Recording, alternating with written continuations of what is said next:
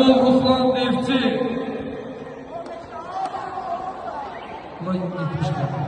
Mikhailov Rəhman Sərhədçi Neftçi.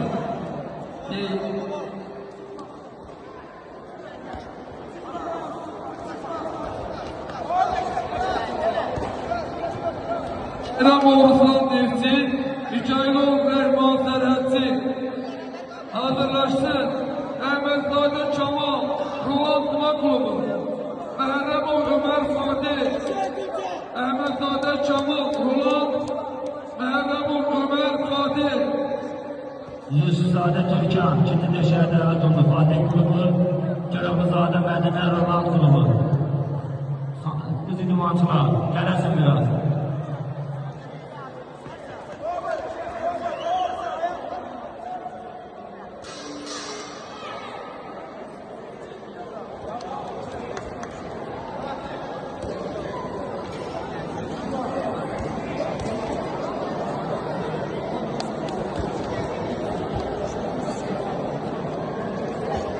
Birinci round. Görüşürüz.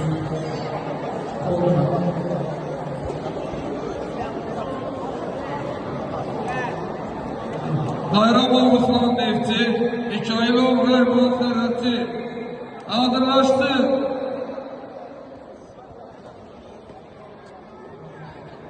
Aydın mənim yaxınlaşın, Aydın mənim.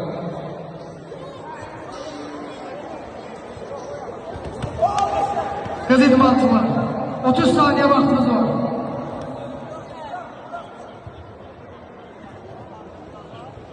Yusufzadə Türkan, Fatih, Koroğluzadə Mədinə, Roland İdman Klubu. Hazırlaşırlar. Hüseynova Fatimə, Leon, Rəfibə Xədicə, Roland. Növbəti döyüş. Əbişova Səyidə, Leon, Eminova Durna, Şəhid Musa. İdmançılara 30 saniye vaxt verir. Roland.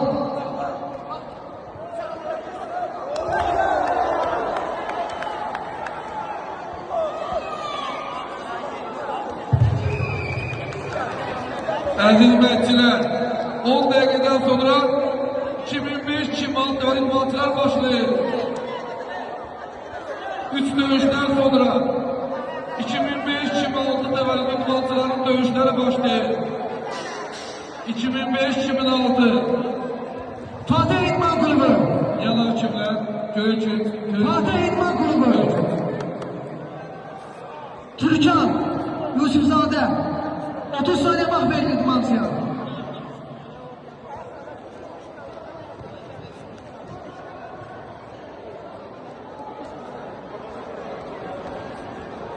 Bayramov Ruslan Neftçi, Mikhailov Rəhman Sərhədçi.